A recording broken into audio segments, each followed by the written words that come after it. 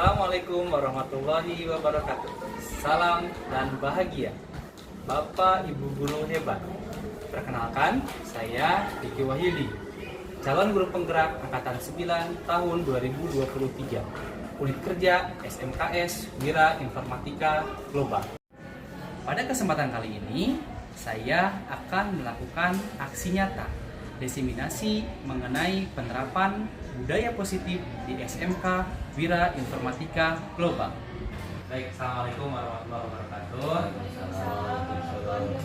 Selamat siang Bapak Ibu guru hebat. Alhamdulillah pada siang hari ini kita bisa berkumpul dalam keadaan sehat walafiat, dan tentunya saya ucapkan terima kasih yang begitu banyaknya kepada Bapak Ibu yang tidak ada jadwal hari ini dalam kegiatan aksi nyata penerapan budaya positif di sekolah.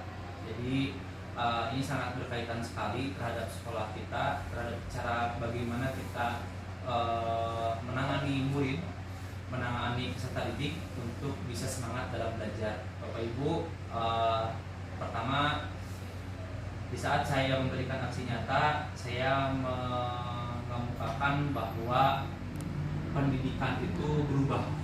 Ya, karena perubahan itu dalam kurikulum Merdeka, perubahan itu dinamis dan akan terus berubah terus-menerus.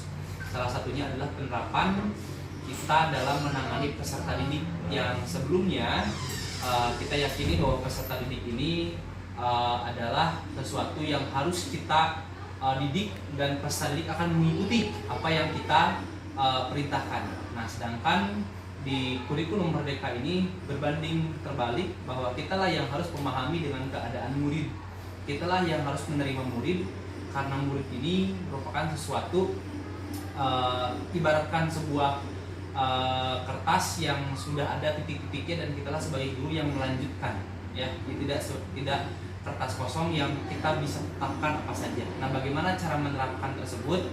Ini ada di kegiatan hari ini, yaitu penerapan budaya hidup sehat, penerapan budaya positif, ya. Sampai 6, ya, ada sampai 6 budaya positif yang akan diterapkan. Yang pertama, bagaimana budaya positif ini terjadi. Terus teori motivasi di sini sangat berpengaruh, Bapak Ibu. Kita kenal dengan istilah motivasi ekstrinsik, motivasi intrinsik, gitu. Motivasi dari dalam, motivasi dari luar, itu sangat berpengaruh. Kemudian ada nilai kebajikan.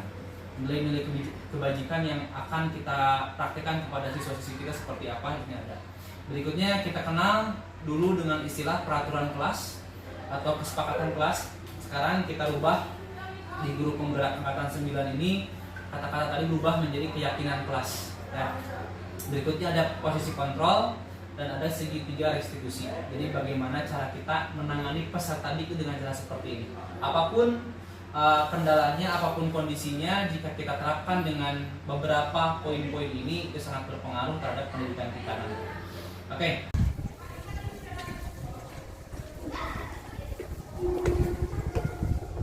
Pada kesempatan yang pertama, saya mendiseminasikan materi tentang disiplin positif, teori kontrol, dan motivasi manusia.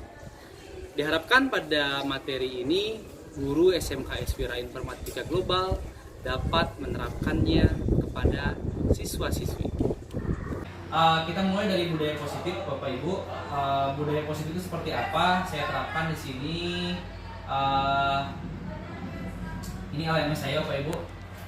Di sini di LMS ini diterapkan bahwa budaya positif sangatlah berpengaruh terhadap iklim belajar, baik itu siswa, guru, dan di sini makna dari William Glaser, Dr. William Glaser, yang mengupakan bahwa disiplin atau budaya positif sangat dilakukan.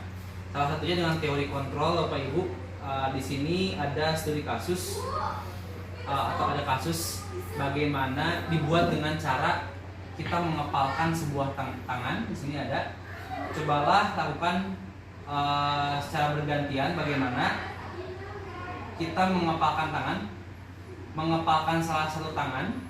Ya, dan coba Anda bayangkan bahwa dalam tangan Bapak Ibu ini menyimpan sesuatu yang sangat berharga, dan perlu dijaga benda tersebut sekuat tenaga agar, karena begitu pentingnya untuk kehidupan Anda. Dan tugas yang lain di bagian B adalah untuk apa namanya ya, membuka dengan segala cara, membuka kepalan tangan yang sudah dijaga oleh teman yang A tadi.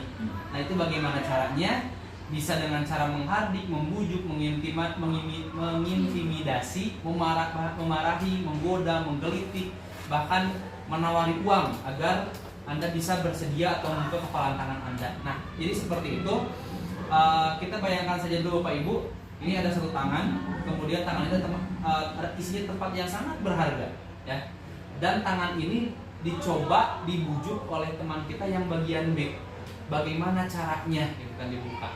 Nah di sini langsung muncul apakah Anda atau B membuka kepalan tangan Anda? Mengapa alasannya? Dan alasannya kenapa bisa sampai dibuka? Kenapa bisa sampai ditutup? Kemudian apakah tangan B menutup kepala tangan Anda? Mengapa alasannya? Ya kan, jadi bisa dipraktekkan terlebih dahulu kemudian dilakukan. Nah inilah kegiatan saya waktu melaksanakan budaya positif. Dalam kegiatan ini sungguhnya siapa yang memegang kendali atau kontrol untuk membuka kepalan atau menutup tangan. Nah maka dari sini kita ibaratkan siswa ini akan menutup apa yang dia dianggap penting, yang dianggap untuk melindungi diri sendiri, pasti akan ditutup, gitu kan? Nah tapi akan dia buka jika dia sudah merasa nyaman dengan cara membukanya pasti. Atau misalkan disuruh dibuka, dihardik, dimarahi, dikritik, pasti tidak akan dibuka. Sedangkan dengan kata-kata yang baik pasti akan mau dibuka, asalkan dia percaya kepada kita yang akan membukanya. Seperti itulah salah satu budaya positif. Jadi penerapan kita di sini adalah bagaimana cara membuat peserta didik kita nyaman terlebih dahulu di sekolah. Itu adalah sesuatu yang salah. Jadi ilusi bahwa teori ini harus benar-benar berjalan dengan baik, atau teori kontrol. Nah, berikutnya ada stimulus dan respon. Saya lewat dulu di sini. Nah, kata makna disiplin di sini, ya. Jadi dalam kurikulum Merdeka ini ada miskonsepsi yang mengucapkan bahwa kurikulum Merdeka ini bebas, Bapak Ibu, mengikuti semua kemauan anak. Jadi seolah-olah disiplin itu dihilangkan, padahal tidak, Bapak Ibu. Disiplin itu adalah hal yang paling utama. Makna disiplin ditekankan dalam puisi artikel yang ditulis oleh Bapak Pendidikan kita Ki Hajar Dewantara. Di mana ada kemerdekaan, disitulah harus ada disiplin yang kuat. Sungguh pun disiplin itu bersifat self disiplin, yaitu kita sendiri yang mewajibkan kita dengan sekeras-kerasnya. Tetapi itu sama saja, sebab jikalau kita tidak cakap melakukan self disiplin, wajiblah penguasa lain mendisiplinkan kita, dan peraturan demikian itulah harus ada dalam suasana yang merdeka. Jadi suasana yang merdeka di sini adalah sesuatu yang harus disiplin, Bapak Ibu. Jadi yang melakukan disiplin siapa? Diri kita sendiri. Berawal dari kita sendiri untuk disiplin tersebut. Jadi salah kalau misalkan kurikulum merdeka itu dari disiplin, salah besar, ya. Dan kita mulai dari makna disiplin di sini. Nah, di sini ada nilai-nilai kebajikan yang harus kita pahami. Nilai-nilai kebajikan itu seperti apa sih Bapak Ibu? Banyak, ya. Termasuk profil pelajar Pancasila, di dalamnya itu adalah nilai-nilai kebajikan. Apa aja Bapak Ibu? Masih ingat profil pelajar Pancasila teh? Gimana? Profil pelajar Pancasila. Coba. Itu isinya nilai-nilai kebajikan semuanya Bapak Ibu. Ada berapakah profil pelajar Pancasila? Dan 6 ya. 1. Beriman, bertakwa kepada Tuhan Yang Maha Esa dan berakhlak mulia. Yang kedua ada mandiri, yang ketiga ada gotong royong, yang keempat bernalar kritis, yang kelima ada berkebinekaan global, dan yang keenam ada kreatif. Nah ini adalah nilai-nilai kebajikan. Dan perlu diketahui Bapak Ibu, saya sampaikan ini adalah tujuan pendidikan kita menuju kepada P3. Lamun dulu mah di kurikulum 2013 mengarah kepada 4C, kalau ini ke P3. Itu aja. Jadi merubah konsep nilai kebajikan yang harus ada di situ. Ya, ini adalah nilai-nilai yang ada pada guru penggerak dan nilai-nilai yang ada pada kurikulum Merdeka. Terus di sini saya sampaikan juga ada beberapa nilai-nilai kebajikan dari 6 institusi atau organisasi. Nah ini profil pelajar Pancasila ini, ya. Kemudian ada dari Ibu Primary Years Program. Jadi sikap muridnya itu yang diinginkannya adalah harus toleransi, rasa hormat, integritas, mandiri, menghargai, antusias, empati. Ini nilai-nilai kebajikan Bapak Ibu. Ya, nilai kebajikan. Kemudian ini ada 9 pilar karakter Indonesia Heritage Foundation IHF. Ini cinta Tuhan dan segenap ciptaannya, amanah, hormat dan sopan santun. Dalam pembelajaran yang pertama atau penerapan dari guru penggerak yang pertama, kita memunculkan kata disiplin positif, ya, disiplin positif. Berikutnya yang akan saya sampaikan, yang kedua adalah teori motivasi. Tadi yang saya sampaikan bahwa di teori motivasi ini kita mengenal ada 2 motivasi. Bapak Ibu masih ingat? Motivasi itu kumaha sih? Apakah ingat Bapak Ibu? Email boleh gabung.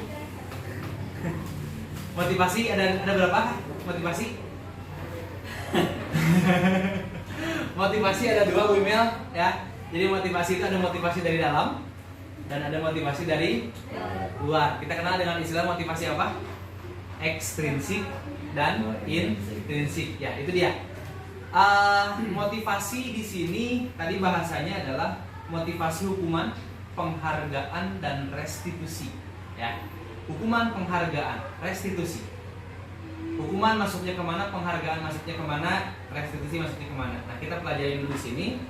Motivasi ini menurut Diana Gosens dari bukunya Restructuring School Discipline menyatakan ada 3 motivasi perilaku manusia. Jadi motivasi perilaku manusia itu secara umum itu tilu. Nah, yang pertama untuk menghindari ketidaknyamanan atau hukuman. Betul nggak Pak Ibu? Ya kan, motivasi kita, saya nggak mau, saya harus nyaman dan saya untuk menghindari hukuman apapun itu. Ya, jadi ini adalah tingkat terendah dari motivasi perilaku manusia. Ya, yang kedua pun sama, dan yang ketiga untuk menjadi orang yang mereka inginkan dan menghargai diri sendiri dengan nilai-nilai yang mereka percaya. Orang dengan motivasi ini akan bertanya, akan menjadi orang yang seperti apabila saya melakukannya. Ya, namun sih kira-kira saya mesti melakukan itu, gitu kan? Mereka melakukan sesuatu karena nilai-nilai yang mereka yakini dan dihargai, dan mereka melakukannya karena mereka ingin menjadi orang yang melakukan nilai-nilai mereka yakini tersebut. Jadi yang poin yang ketiga ini, motivasi ini adalah di saat dia datang, wah si Jana ini akan berpengaruh terhadap ilmu yang saya dapatkan dan akan menghargai yang ada di dalam dirinya. Misalkan saya itu udah punya nilai kebajikan, saya disiplin, gitu kan? Nah, misalkan saya ikuti, berarti bakal dapat nilai disiplin. Saya perlu untuk menangani anak, berarti akan dapat ini, gitu. Nah, kira-kira sependapat nggak Pak Ibu untuk 3 ini? Yeah. Pernah merasakan seperti ini nggak? Saya pribadi merasakannya semuanya.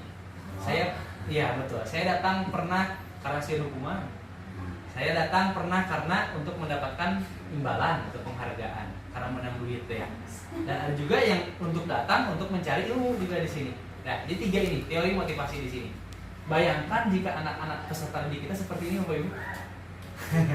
Dan apakah peserta didik kita datang ke sekolah ini maksudnya ke posisi yang mana? Satu. Nah, gitu dia. Rata-rata di satu. Iya. Itu kan orang tua atau orang sekolah. Nah, gitu. Itu kan luar biasa, Bapak Ibu. Saya yakin kalau misalkan rata-rata siswa-siswa kita ini hanya karena hukuman, berapa persen sih ilmu yang didapatkan? Jadi ya, ilmu yang didapatkan di sekolahnya berapa persen di sini? Karena dia hanya takut sebagai hukuman. Kalau misalkan dari motivasi tadi yang saya sampaikan ada motivasi ekstrinsik dan intrinsik. Kira-kira lo takut hukuman karena motivasi ekstrinsik atau intrinsik? Ekstrinsik karena dari luar. Siun. Terus untuk mendapatkan imbalan ataupun penghargaan intrinsik juga. Sepakat.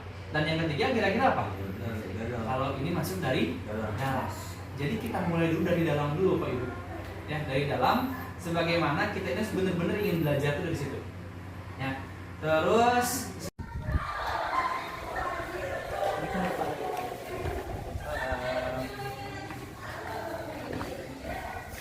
reward dan punishment. Inilah hal yang tidak bisa dilepaskan dari pendidikan kita. Jika kita telaah, inilah yang menghambat motivasi belajar kita. Diharapkan di SMK Wira Informatika Global tidak melakukan hal-hal yang seperti ini dan Beginilah penerapannya. Kita jawab sama-sama. Mencatat 100 kali di buku kalimat saya tidak akan datang terlambat lagi karena terlambat ke sekolah. Menurut Bapak dan Ibu, hukuman atau sanksi atau konsekuensi kira-kira? Dasar yang klasikal hukuman. Nah, kebanyakan kalau bapak catat, Ya, dasar klasikal yang lama kan. Tapi ketika paham saya memperhatikan dan ketika ini dibahas juga di Mas Agi, bisa aja menjadi konsekuensi. Kenapa? Karena disepakati bersama ketika ada yang telat, apa hukumannya? Bahasanya hukuman, tapi balik lagi ke hukuman karena kebiasaan kita ke hukuman. Ya. Tapi ketika udah sepakat siapa, ketika saya telat, saya nulisasin, bisa aja jadi konsekuensi. Ya. Tapi kira-kira jawabannya apa yang sepakat ini? Mau apa nih? Untuk yang sekarang cara pemahamannya bisa jadi konsekuensi. Terjadi konsekuensi ya? Nah, betul. Jadi itu merupakan sebuah konsekuensi. Kenapa konsekuensi? Diyakini dulu sama-sama. Diyakini. Kalau misalkan konsekuensi tersebut tidak ada pembicaraan dari awal, langsung ujung-ujung hukuman eta, jadi hukuman. Gitu. Lari mengelilingi lapangan basket 2 kali karena terlambat sekolah. Hukuman atau konsekuensi? Sama. Dasarnya sama. Dasar kasih hukuman. Hukuman ya bisa jadi konsekuensi. Konsekuensi itu sudah disepakati. Iya. Kan konsekuensi itu ada Hukuman sih. Hukuman. Konsekuensi. Konsekuensi. Berdasarkan dengan pembicaraan awal. Hukuman. Iya. Ini merupakan sebuah hukuman, Bapak Ibu. Lari mengelilingi lapangan itu merupakan sebuah hukuman karena tidak mendidik sama sekali, kecuali kalau misalkan di belakangnya ada pelajaran PJUK. Nah, Disesuaikan. Iya, disesuaikan. Ya, membersihkan. Hukuman lagi. Dan itu diperbolehkan sekali di pelajaran saya di PJUK. Membersihkan coretan yang dibuatnya di meja tulis. Nah, tinggal siapa yang memberi sanksi dan hukuman. Dari apa nih? Hukuman. Membersihkan. Konsekuensi. Konsekuensi ya? Hukuman. Nah, Konsekuensi. Oh, konsekuensi. Karena di saat dia mengotori dia harus membersihkan sih. Nah, minta murid untuk push up 15 kali karena tidak menggunakan masker di sekolah. Hukum. Hukuman. Jelas. Menggantikan kertas tugas teman yang telah dicoret-coret. Konsekuensi. Konsekuensi. Iya, sip. Betul. Berjemur di lapangan basket jam 12 siang karena mengobrol. hukuman. Hukuman. Mantap. Terus murid diminta bertelanjang kaki sepanjang hari karena tidak menggunakan sepatu warna hitam sesuai peraturan sekolah. Konsekuensi. Konsekuensinya peraturan dengan peraturan sekolah. Apa tuh? Konsekuen. Konsekuensi. Hukuman. Hukuman lah. Berdiri di depan. Maaf Pak Diki, padahal kalau di situ udah ada peraturan Peraturan. sekolah kan ya. Nah, karena peraturan sekolahnya harusnya hitam, tapi belum disepakati bahwa itu harus dijemur. Gitu. Dan jamnya itu penjemurannya di situ. Berdiri di depan kelas, mengangkat satu kaki karena tidak bisa menjawab pertanyaan. Hukuman adalah Jelas ya. jelas. Nah, membersihkan tumpahan air di meja karena tersenggol pada saat belajar. Sanksi. Konsekuensi. Konsekuensi ya. Mantap. Ini apa dong deh? Kehilangan 10 menit jam istirahat untuk mengerjakan tugas karena terlambat datang. Konsekuensi. Oke. Terus duduk di bangku di pinggir lapangan berjam istirahat tidak diizinkan bermain oleh guru piket karena mencederai teman. Konsekuensi. Konsekuensi. Sikoi. agar berperilaku bertanggung jawab, atau kepada seorang murid agar mempelajari sesuatu yang baru, atau kepada seorang karyawan agar melakukan pekerjaan yang berkualitas, kita sedang berasumsi mereka tidak dapat melakukannya atau mereka tidak akan memilih untuk melakukannya di situ. Jadi pilihannya di situ Bapak Ibu. Kalau misalkan kita memberikan penghargaan secara tidak langsung, kita berpikiran ibu budak mau bisa gitu kan. Mau bisa sih, maka diberikan pemantiklah sebuah hukum penghargaan ini.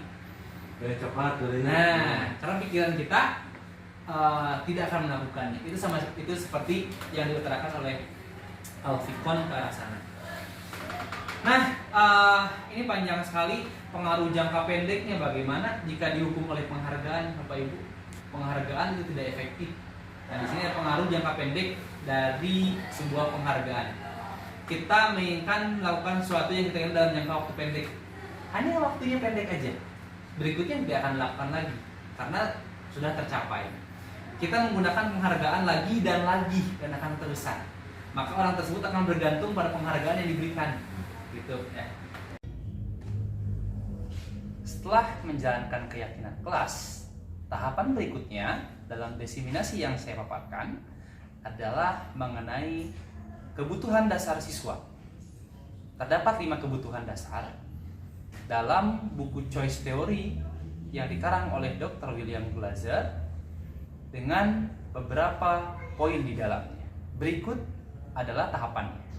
Kebutuhan dasar manusia agar tidak ngantuk. Kita lihat video ini. Bu, nonton video Bu. Jadi nomor di kelasnya kudu nyanyi aja. Biasa. Yang speaking lah. Pak, salam dan Boleh, Bu. Silakan. Ibu dan Bapak guru Ayo, Bu. hebat.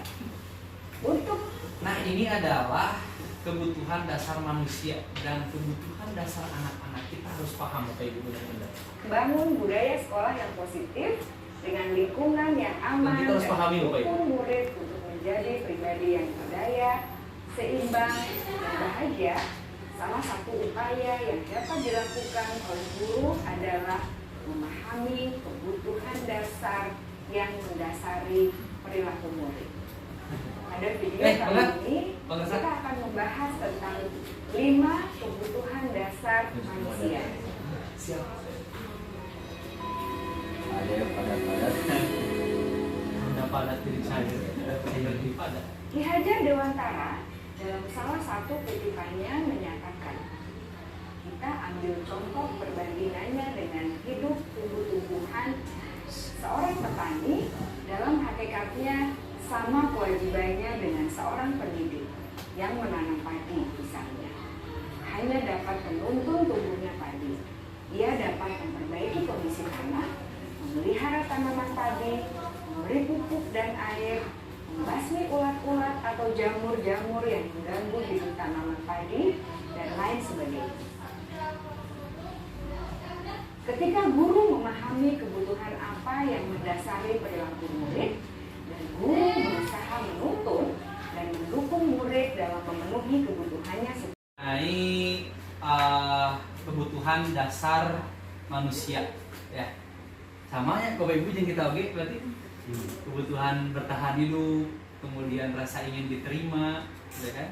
Terus kebebasan. Kita ingin bebas Bapak Ibu. Di sekolah ini kita ingin bebas. Di sekolah ini kita ingin senang, ya kan? Di sekolah ini kita juga ingin menguasai dalam artian tadi poin-poin pentingnya. Dan bagaimana kalau misalkan kita tidak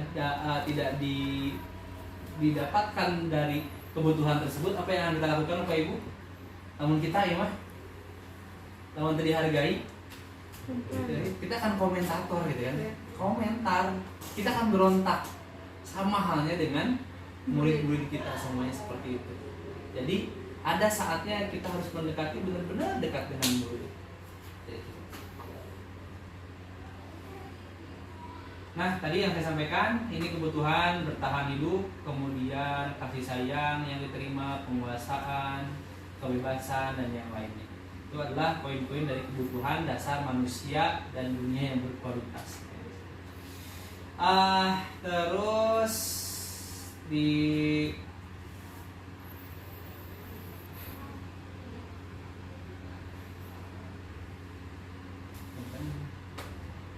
nah ini dia. Kita akan pahami dulu Bapak Ibu untuk memahami kembali ada soal-soal seperti tadi kan. Dengan sebuah kasus atau studi kasus di sini kebutuhan yang sedang berusaha dipenuhi oleh anak-anak. Murid TK Bimo, seorang anak TKB, selalu berlari keluar kelas menuju jalan raya di depan sekolahnya yang ramai dengan kendaraan. Tingkahnya membuat guru Bu Ani bingung dan seringkali. Setelah kita memahami kebutuhan dasar manusia, selanjutnya ada 5 posisi kontrol dalam pembelajaran yang sering kita terapkan. Mari kita refleksikan di posisi manakah kita berada dari 5 posisi kontrol tersebut dan manakah yang paling efektif untuk peserta didik kita dalam pembelajaran sehari-hari. Biar kita paham, langsung saja pada video. Saya berbicara dengan nada tinggi, menghardik, menunjuk-nunjuk, menyakiti, dan menyindir. Hukuman bisa berupa fisik maupun psikis. Pinggang. Ibu dan bapak guru hebat. Dampak yang terjadi pada murid ketika guru berada pada posisi pemukul adalah murid cenderung akan memberontak. Nah, iya dampaknya Bahkan Pendendam. Pendendam. yang paling pendendam dan bahayanya pernah kejadian di sekolah sebelumnya saya ban dikempesan itu Pak Bu, bahaya ya kan ban dikempesan terus dicoret-coret kebetulan saya itu Pak kejadian gitu ngomong nak wah bener kejadian enak kajawab luar biasa. Berikutnya adalah kontrol yang kedua, posisi pembuat merasa bersalah. Boleh Bapak Ibu bandingkan mana yang kira-kira tepat menurut Bapak Ibu. Naren wae. 5 kali terlambat sih kan. Iya, realisnya. Bukan itu dari merasa bersalah, berbicara dengan nada tenang, cenderung lembut. Namun kata-kata yang diutarakan membuat murid merasa menjadi orang yang gagal. Memandang buruk dirinya sendiri, merasa tidak berharga, dan tidak sanggup membahagiakan orang lain. Ketika guru mengambil posisi pembuat rasa bersalah, murid akan menganggap dirinya yang bersalah dan ia akan menyimpan emosi negatif tersebut di dalam dirinya. Nah, ini sebagai posisi sebagai teman.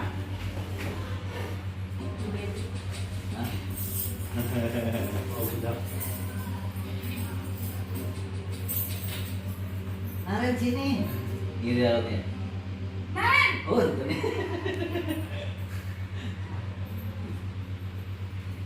Selamat pagi Bu. Wah, sudah jam berapa ini nak? Terlambat lagi ya sayang. Iya Bu, habis ibu saya lupa bangunkan saya Bu. Kamu malah menyalahkan ibu kamu. Kamu bukannya anak yang larinya paling kencang. Kok terlambat sih? Iya Bu, saya memang terlambat bangun tadi. Bersenda gurau untuk menjaga suasana tetap santai. Murid akan merasa senang, aman, dan akrab dengan guru. Identitas yang tercipta adalah identitas sukses atau berhasil. Namun, perlu diingat, karena ini masih dorongan eksternal. Bapak Ibu, tadi yang saya sampaikan motivasi ada 2, intrinsik dan ekstrinsik. Ini masuk ke dalam dorongan eksternal. Karena ada dorongan dari tadi guru ya. Karena kau berhasil yes. Semua gitu dia mah hanya di guru tersebut. Ya. Ya. Dan hanya di guru tersebut. Berikutnya kalau ganti guru piket ya akan ganti lagi. Biasa lagi. Ada faktor ketergantungan dari murid kepada orang tertentu. Di sini guru absennya, sehingga di lain waktu murid bisa berperilaku baik, namun hanya kepada orang-orang tertentu saja. Nah, memantau.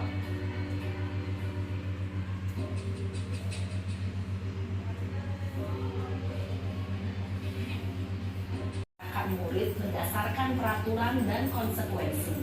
Seorang pemantau menunjukkan bahasa tubuh dan ekspresi wajah yang datar dan cenderung formal. Itu gawe setelah 10 menit.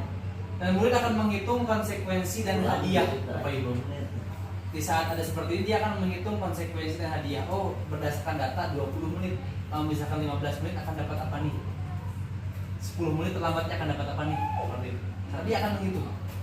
Gitu ya. Tanpa memahami sepenuhnya nilai dari kebajikan yang dituju dan tidak sepenuhnya mandiri. Posisi terakhir adalah posisi manajer.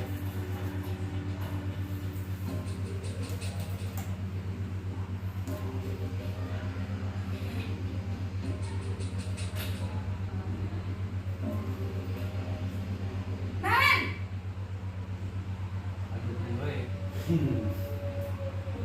Selamat pagi Bu. selamat pagi Naren. Maaf Bu, saya terlambat. Iya, sekolah masuknya jam 7, sekarang sudah jam 7.20. Jadi sekarang bagaimana ini Naren? Maaf Bu, saya lupa setel alarm saya semalam.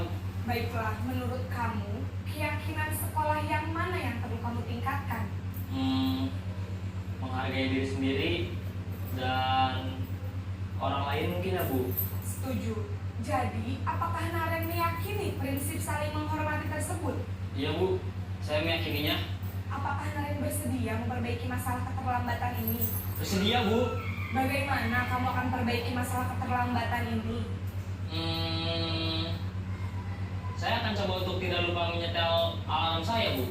Baik, kalau Naren lupa menyetel alarm di rumah, ada orang yang kira-kira bisa bantu mengingatkan tidak?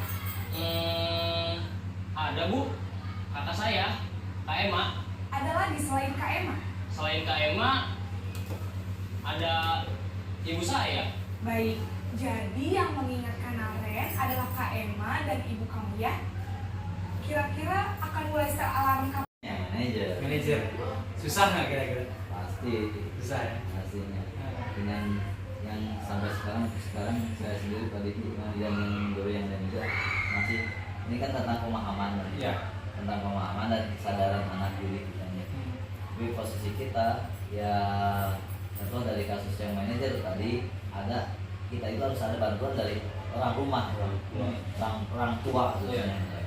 Jadi di posisi kita banyak bahwa anak-anak itu mereka orang tuanya udah berangkat kerja. Ya. Terus mereka siapa yang mengingatkan? Ada yang pertama yang di rumah orang tua yang udah berangkat kerja, ada yang posisi di kobong, nggak ada yang ingatkan. Nah itu posisi kita ya susah. Jadi intinya ada bantuan dari luar juga ya. Seharusnya kan. Seharusnya. Iya. Betul. Tapi kembali dalam teori ini kita harus meyakini bahwa bantuan itu termasuk ke dalam motivasi eksternal. Jadi harus kembali lagi dalam dirinya. Kita harus pupuk dulu dengan cara budaya positif, dengan disiplin positif sampai menjadi sebuah budaya yang benar-benar terjadi. Nah di sini ada motivasi kembali, ya kan? Motivasi eksternal ini akan terjadi jika kita menjadi seorang penghukum, Bapak Ibu. Dan identitas menjadi identitas yang gagal jika menggunakan sebagai posisi kontrol penghukum dan pembuat perasa bersalah. Jadi siswa itu gagal ya pokoknya dengan cara ini.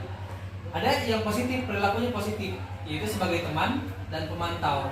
Tapi ini sukses Bapak Ibu. Tapi yang menjadi masalahnya adalah ini eksternal, bantuan dari luar yang seharusnya kita yang meyakini sendiri bahwa anak tersebut punya tanggung jawab di sini. Ya. Susah memang banget, susah karena luar biasa anak-anak kita. Kenapa susah? Kalau saya bilang karena belum dicoba dan belum teruji coba, gitu kayaknya. Nah, jadi kita mulai dari kontrol diri, motivasi intrinsik, dan jadilah menjadi seorang manajer bagi anak-anak dalam melakukan kesalahan. Jadi tidak langsung menghardik. Kamu kunaon teu asup kamari? Jadi tidak seperti itu. Kenapa kamu nggak masuk? Benar, tapi kan bahasanya karunya tuh kak ibu, sing karunya kak ibu ke bapak. Dan udah dipraktekkan ya. Jadi kita kembali lagi ke kontrol diri tersebut. Menjadilah seorang manajer. Sisi manajer adalah posisi kontrol yang disarankan untuk membimbing murid memiliki sikap disiplin yang positif, yaitu murid yang mandiri, bertanggung jawab, dan dapat memecahkan masalah. Tujuan dari posisi ini adalah agar murid dapat berefleksi atas tindakannya. Guru akan dengan tulus memberikan pertanyaan-pertanyaan bermakna, sehingga membuat murid dapat belajar dari kesalahannya dan mencari sebuah solusi untuk menyelesaikannya. Ibu dan Bapak guru hebat, setelah mengamati adegan kelima posisi kontrol tadi, kira-kira posisi mana yang paling ideal? Posisi mana yang dapat menunjang motivasi intrinsik murid? Ya, tentu posisi manajer. Posisi ini memang posisi ideal yang ingin dituju setiap pendidik. Pada posisi inilah, guru dapat menerapkan disiplin positif dan berpihak pada murid, yang memerdekakan murid. Perjalanan seorang pendidik tentunya tidak mudah untuk sampai pada posisi seorang manajer. Namun, tujuan kita pasti, yaitu menciptakan murid-murid yang mandiri, merdeka, dan bertanggung jawab. Semoga penggambaran 5 posisi kontrol yang telah diperlihatkan ini dapat menjadi ajang refleksi bagi kita semua, agar dapat terus mengasah dan menerapkan disiplin positif yang memerdekakan murid. Mari terus berlatih dan bersemangat. Selamat menerapkan. Salam dan bahagia, Ibu dan Bapak guru hebat.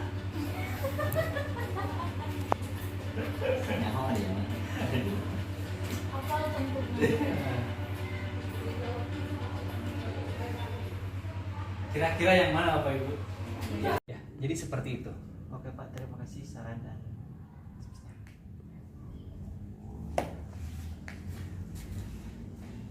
Materi selanjutnya yang saya diseminasikan adalah mengenai segitiga restitusi. Ini sangat bermanfaat bagi kita sebagai guru dalam menangani masalah peserta didik. Dalam segitiga restitusi terdapat 3 tahapan. Yang pertama adalah menstabilkan identitas. Yang kedua adalah validasi tindakan yang salah. Dan yang ketiga adalah menanyakan keyakinan. Baik, inilah diseminasi mengenai segitiga restitusi. Adalah cara menangani anak Bapak Ibu dengan cara segitiga restitusi. Ya, namanya adalah segitiga restitusi. Mau dilanjut? Prostitusi, Prostitusi ya Allah.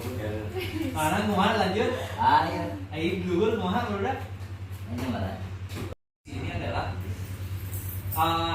kita udah buat yang pertama disiplin positif.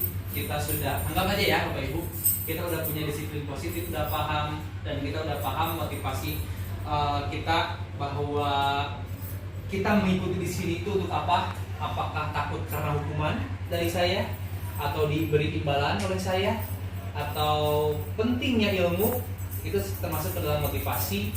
Kemudian kita kenal juga dengan nilai-nilai kebajikan, dan kita anggap bahwa anak-anak kita udah punya nilai kebajikan, bahwa ini udah disiplin, saya punya nilai disiplin, dan ada keyakinan kelas. Di kelas kita masing-masing, di sekolah kita anggap saja kita udah punya keyakinan kelas.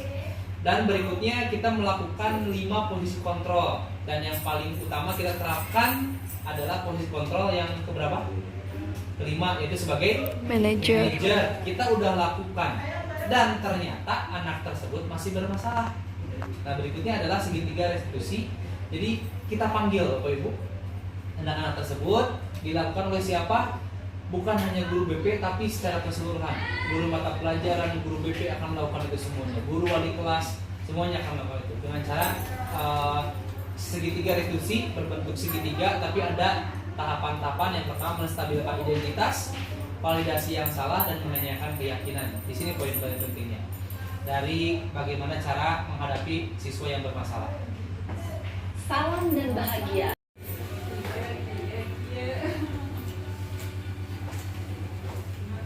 Ya, dan yang terakhir tadi adalah segitiga restitusi.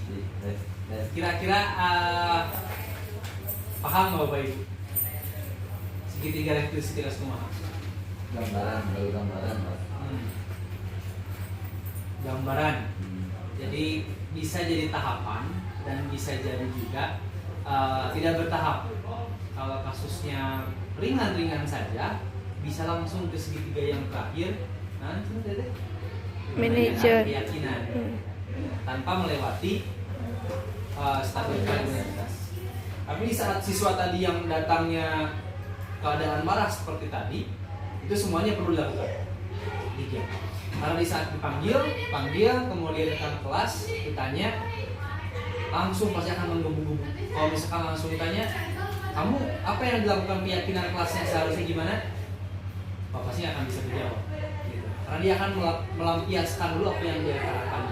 Nah, itu mungkin Bapak Ibu mengenai kasusnya, mengenai segitiga institusi. Ini sudah ada yang pertama menstabilkan identitas. Gitu. Berbuat kata-kata yang bisa dilakukannya adalah di saat menstabilkan identitas, berbuat salah tidak apa-apa. Wajar gitu. Ya, wajar. Tidak ada manusia yang sempurna. Saya juga pernah melakukan kesalahan seperti itu. Kita bisa menyelesaikan seperti ini. Kita stabilkan dulu. Di saatnya naik posisinya, kita stabilkan terlebih dahulu. Bapak atau Ibu tertarik mencari siapa yang salah. Tapi Bapak Ibu ingin mencari solusi permasalahan ini, langsung ke solusinya. Kamu berhak merasa seperti itu. So, stabilkan dulu. Apakah kamu sedang menjadi teman yang baik bagi dirimu sendiri? Nah, bisa. Ya.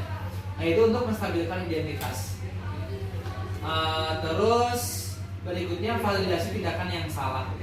Kata-kata yang bisa dimunculkannya adalah yang pertama, padahal kamu bisa melakukan lebih buruk lagi ya, divalidasi. Meskipun itu kesalahan dia, kita validasi dulu. Oh benar, gitu kan?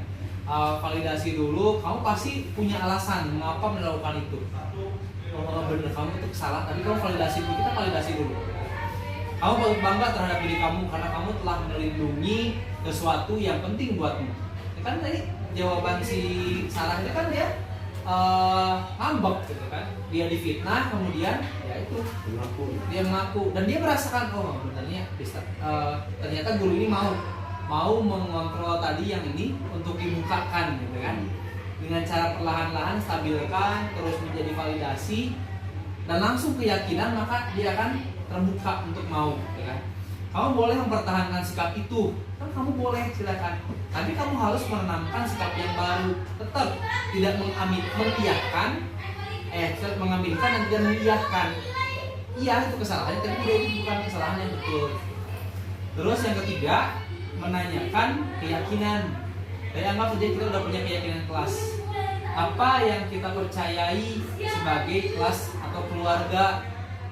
Nilai umum apa saja yang kita perlu sepakati, kan ulangi deh. Kita udah sepakat mengenai keyakinan kelas yang pernah kita lakukan. Kamu melakukan apa nih kira-kira? A, B, C, bukan. Kamu mau jadi orang yang seperti apa? Tanyakan semuanya. Betul dan tidaknya hasilnya seperti apa? Alhamdulillah saya sudah melakukan hal yang seperti ini kepada seseorang yang bernama Rangga dan Farel, itulah saya, gitu kan? Baru-baru ini dan Rangga menggunakan segitiga institusi buru-buru kata-katanya. Untung terus saya bisa di-cut soalnya langsung di video gitu kan. Buru-buru sekali yang ingin diutarakan oleh Rangga. Si Farel pun sama buru-buru bisa dengan segitiga institusi. Sayangnya saya video, kalau misalkan nggak saya video, saya bisa lagi langsung terus memvalidasi, menstabilkan, meyakinkan lagi, itu bisa lebih panjang lagi. Hanya kalau di video kan akan di posting di YouTube, bahaya juga gitu kan. Itu dia. Terus ini skrip-skrip yang terjadi, Bapak Ibu. Tahu Pak, saya ngejek Amira Pak karena nilainya di bawah saya. Dia nilainya 60, saya 90, jadi saya merasa bangga dengan nilai saya. Kemudian saya ngejek iya. Gimana? Iya, ngejeknya gitu Pak. Bisa disebutin nggak? Bapak bukan untuk mencari siapa yang salah, siapa yang benar. Bapak ingin mencari solusi di antara kalian itu, antara kalian, kamu, Ali, sama Amira. Apa yang kamu banggakan? Karena nilai saya 90 Pak, sedangkan Amira cuma 60, jadi saya ngejeknya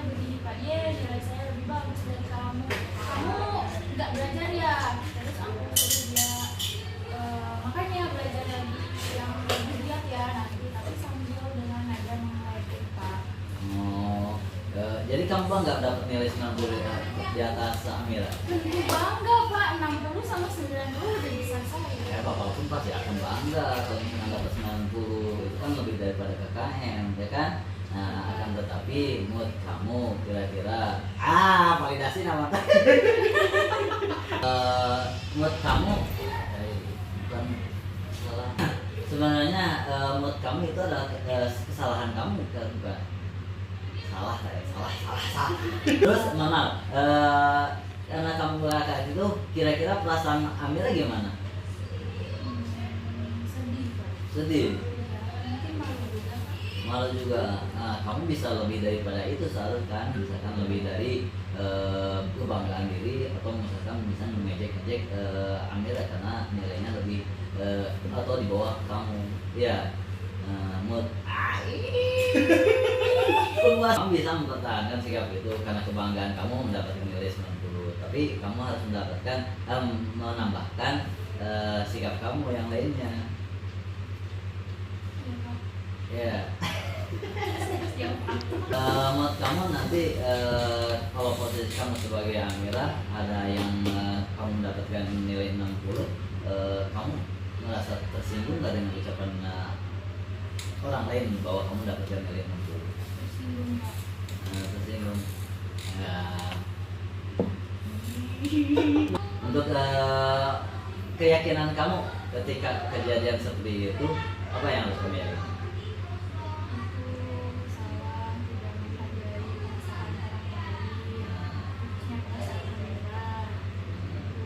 Mungkin Amira juga kurang berusaha kan dapat yang 60, tapi kalau misalkan berusaha secara maksimal seperti kamu, mungkin Amira juga dapat 90, ya kan?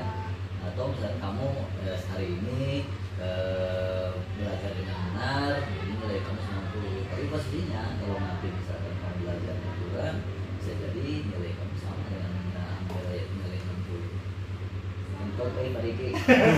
Ya istilahnya dengan memanggil Amira dengan ya sama. Kemudian kalau untuk menggali cerita tadi udah dapat Pak, Dapat ya. jadi sedikit banyak Amira ini Ali.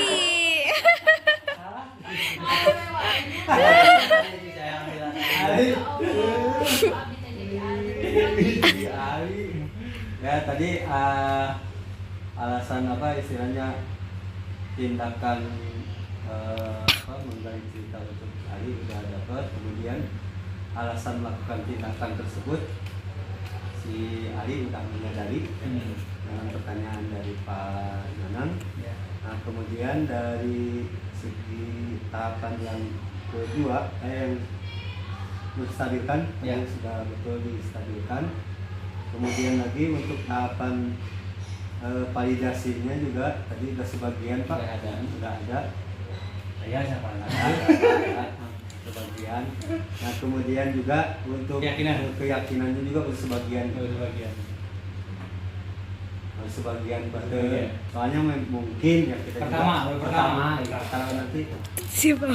masih jadi pertanyaan yang jadi masih nanti mencari tema patuker. ya. Itu kan pemahaman tentang pemahaman tadi antara yang disebut validasi dengan keyakinan itu dari awal misalkan lebih baik berarti boleh pembahasan buat tidaknya dipasang tempel kan disebut validasi itu apa kan, karena kan yang ini mah karena kebiasaan nantinya ketika sudah terbiasa menangani anak kita akan tahu gimana cara mau komunikasi antara validasi dengan keyakinan aja kita nggak tahu kalimatnya gitu. karena lebih jebret aja gitu. Jebret Pertama kata-kata orang ya. kurang aja gitu. Tapi antara pemahaman validasi dengan keyakinannya saya pribadi masih belum meyakini mana yang disebut dengan validasi, mana yang disebut dengan keyakinan. Gitu. Sekali lagi boleh? Lanjut deh. Selamat siang Ciko. Alhamdulillah baik Ibu.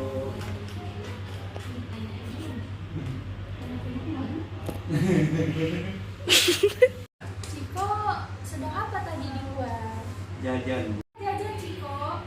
Kan tadi udah benar-benar kita kan Ciko itu tadi waktu belajar matematika itu bisa disuruh keluar sama gurunya, sama Bu Elisa disuruh keluar, dipanggil sama teman-teman. Ciko itu bagian piket, Bu. Makanya Ciko tadi benar-benar dulu, tapi kan bosen, Bu, masa kerjaan terus menerus nggak beres-beres. Makanya anak-anak itu Ciko ya keluar aja Ya jajan. sih, ibu juga kalau jadi Ciko pasti bosen ya, capek Iya, ya capek, piket di Bu. kelas ya. Hmm. Padahal Ciko udah selesai ya. Udah. disuruh pulang sama Bu Elisa. Iya, bener gitu, Bu. banget. Tapi apa teman-teman yang manggil Ciko itu memang tugasnya Ciko? Iya, Bu, tugas Ciko. Ciko ya. Terus kenapa ya Ciko nggak menyelesaikannya? Gimana? Kan bosen, Bu, masa nggak putus nggak ada ininya anak-anak lempar-lempar itu apa? Lempar apa bola? Iya, gitu. Kenapa Jadi nggak Ciko tendang aja? kalau ditendang kan kasihan, Bu.